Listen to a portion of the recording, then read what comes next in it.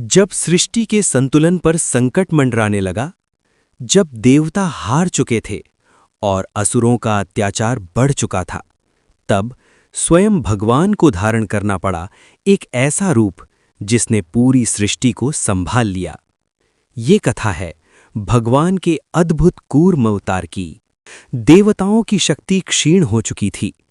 देवराज इंद्र सहित सभी देवता चिंतित थे। वे एक साथ पहुंचे भगवान विष्णु के धाम में और विनम्र होकर बोले, नमस्ते देव देवेश जगन्नाथ जनार्दन, त्राहिनो दीनबंधो त्वं शरणागत वत्सल। हे प्रभु, हम आपकी शरण में हैं, हमारी रक्षा कीजिए। भगवान विष्णु मुस्कुराए। उन्होंने कहा, हे देवताओं, तुम्हारी समस्या का समाधान है, लेकिन इसके लिए तुम्हें परिश्रम करना होगा। मंथानम मंदरम कृत्वा वासुकिम रज्जुमेव च क्षीराब्धिम मंथयिष्यन्ति देवा दानव संयुता। मंदराचल पर्वत को मथानी और वासुकी नाग को रस्सी बनाकर समुद्र का मंथन करो। देवताओं ने असुरों से संधि की। असुरों ने सोचा, अमृत मिलेगा तो हम अमर हो जाएंगे, और इस प्रकार शुरू हुआ सृष्टि का सबसे महान कार्य, समुद्र मंथन। जैसे ही मंथन शुरू हुआ, मंदराचल पर्वत डूबने लगा। देवता घबरा गए। अब क्या होगा? तभी समुद्र में एक विशाल कंपन हुआ। भगवान विष्णु ने धारण किया कूर्म अवतार, एक विशाल कछुआ। धृत्वा मंदरामादाय कूर्म रूपेण केशवः आधारम चक्रे लोकानाम मंथनस्य सुदुर्लभम। भगवान ने अपनी पीठ पर पर्वत को संभाल लिया और इस प्रकार सृष्टि का संतुलन पुनः स्थापित हुआ। मंथन से सबसे पहले निकला भयंकर विष हलाहल। उसकी ज्वाला से पूरी सृष्टि जलने लगी। देवता भागे भगवान शिव के पास। नमः शिवाय शांताय हराय परमात्मने, त्राहि त्राहि जगन्नाथ विषम पिब महेश्वर।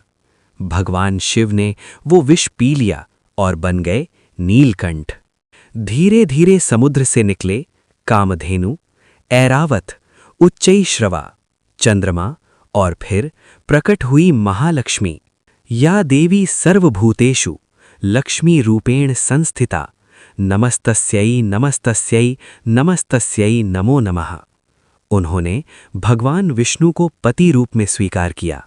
अंत में निकला अमृत कलश। असुर उसे लेकर भाग गए। तब भगवान विष्णु ने धारण किया मोहिनी रूप, एक अद्भुत सुंदर स्त्री। असुर मोहित हो गए। मोहिनी ने कहा, मैं अमृत बांटूंगी। एक असुर राहु देवता बनकर बैठ गया, लेकिन सूर्य और चंद्र ने पहचान लिया। चक्रेण छिन्नम मस्तकम राहोः केशवेन तत्क्षणात् अमृतस्पर्शात् जीवति सदा ग्रहत्वमाप्नुयात्। भगवान ने उसका सिर काट दिया और वो बन गया राहु ग्रह। धर्म का उपदेश। धर्मो रक्षति रक्षितः कर्मणा जायते फलम, यथा कर्म तथा भाग्यम नान्यथा शास्त्र निश्चयः। जो धर्म की रक्षा करता है, धर्म उसकी रक्षा करता है। योग और मोक्ष। योगेन चित्तस्य पदेन वाचाम मलम शरीरस्य च वैद्यकेन। योग से मन शुद्ध होता है, भक्ति से मोक्ष मिलता है।